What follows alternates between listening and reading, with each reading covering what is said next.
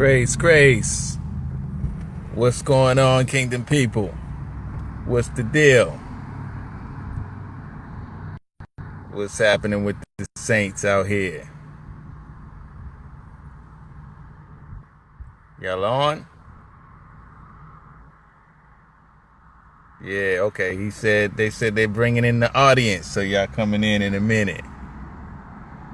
What's going on? I'm about to start this my class, Royal Priesthood Education. So I just wanted to come on for a minute, say what's going on. Peace. What's going on, Kingdom people? Yeah, I want to talk about expertise for a minute. Expertise and mastery. Expertise and mastery.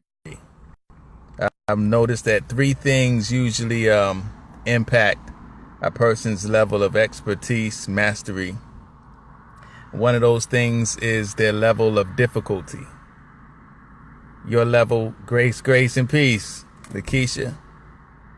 Yeah, your level of difficulty, the ability to do something that is considered difficult to other people. What is difficult for other people, but you found a way to make it easy, or it has become easy for you, or you can handle the level of stress that comes along with those difficulty or that difficult situation. Those are the things that make you an expert. Those are the things that people will begin to go to you on as resident expert on a particular thing, because you're able to do what is hard for them to do. I'm seeing this thing is going in and out. I'm about to start moving around because I think it's breaking up. Yeah, but so if it's difficult, so one of the ways that we can increase in our ability to be experts is to expose ourselves to difficult things. Instead of running from difficult things, we should expose ourselves to things that are difficult, because the more you do that, the greater your ability gets and the easier the difficult task becomes. And because most people run away from difficult things, you will continually increase in it and becomes easier for you. And it will remain difficult for them because they haven't practiced it. And whatever is not practiced and worked on, you lose your skill. You lose your edge in it. So that applies to everything. It applies to things, hands-on things. It applies to arts, the arts, singing, dancing, whatever the case may be.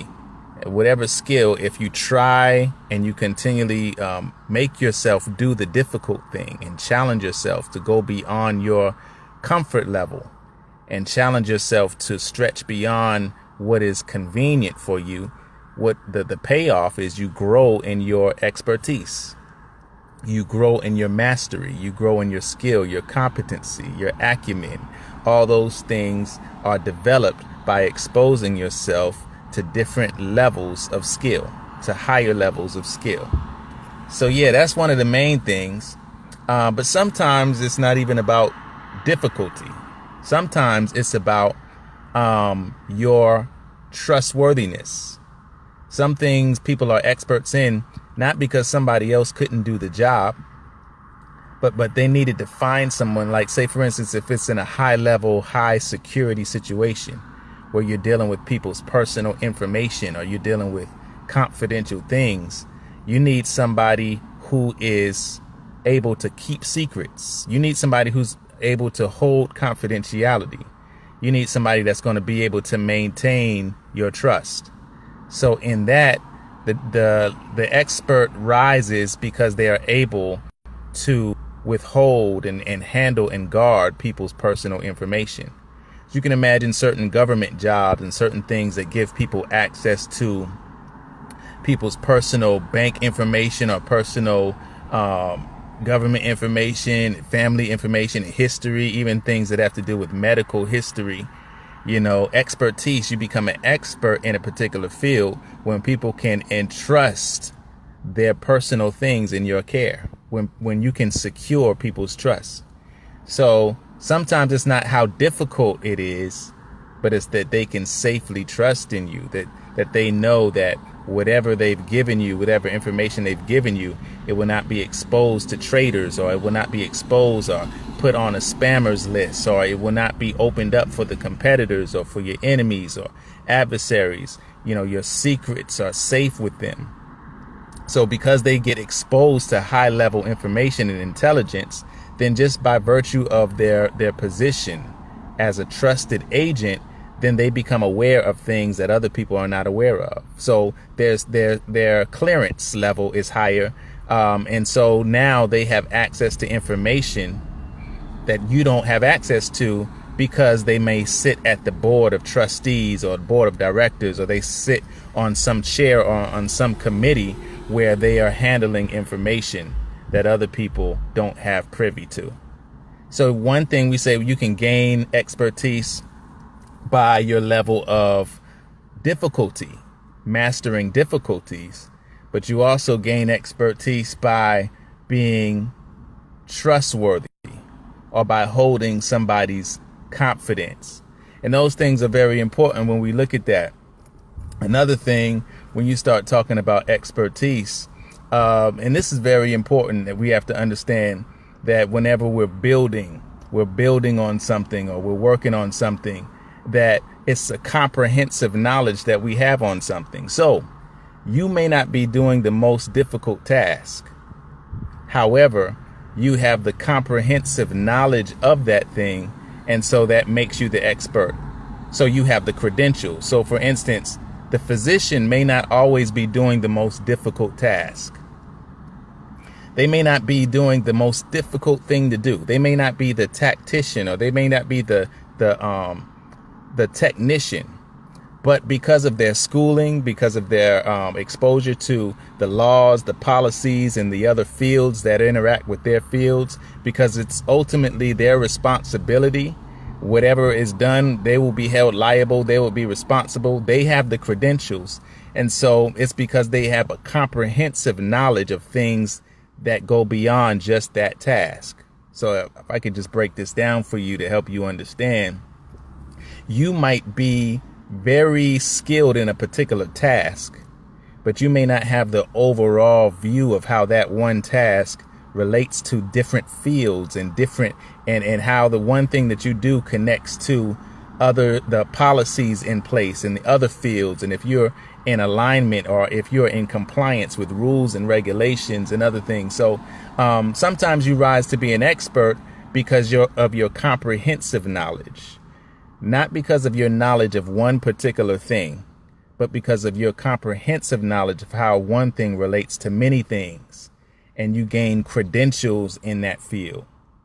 So let me just go back over it. So you can be an expertise by your comprehensive knowledge, your overall general knowledge and expertise of the field itself, not just the task.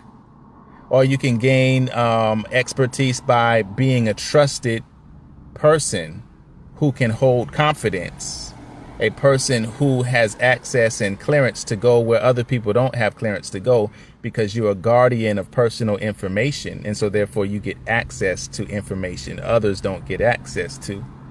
And then by your level of advancing in areas of difficulty, when you expose yourself to difficult situations and you increase in your skill and your ability, you grow.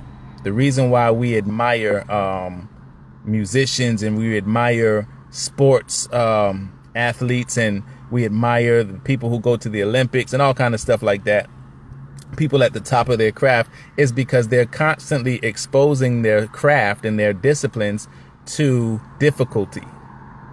And understand this, what's difficult for them now is not what was difficult for them when they got started.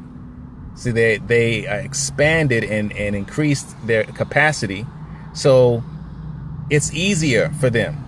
So we look at them and say, how in the world can you do 5 or 6 flips and whatever, and not be afraid you're going to break your neck before you hit the bottom?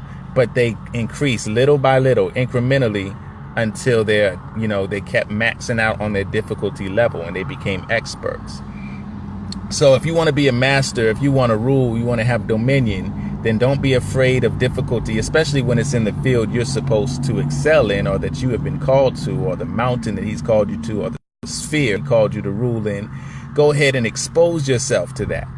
Let me just give you a real practical example before I go. Say you're reading a book and you can't understand half of what the author is talking about. You can't really understand what the author is saying, or you can't understand the words that are being used. If you keep exposing yourself to that book and to those words, you may not understand it right now, but then if you lower it and you just go back to a basic book that you're used to, you will understand that basic book even easier. So in other words, because you expose yourself to a higher level of difficulty, when you go back to the level that you're used to, that will be easier to grasp.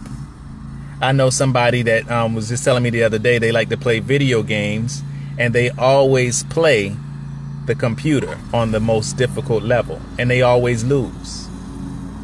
But when they play their peers, they always beat them because they're exposing themselves to the difficulty of the computer so much to the point to where even though they're failing or they're losing when they're playing the computer, they're becoming masters when they're playing their peers because it's exposing themselves to greater levels of difficulty. So if God is calling you to be an expert, expose yourself to difficulties until you master it.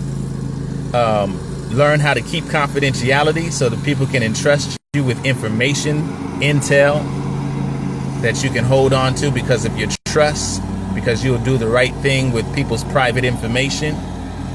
And then also develop comprehensive knowledge about different things, not just the thing that you're doing, but things that relate to what you're doing, things that branch off into spheres that are connected, but it's not exactly that thing. And if you can do that, if you can be faithful in that, you're going to grow and become a master in due time. So that's the word. Sister Lakeisha, thanks for checking in with me.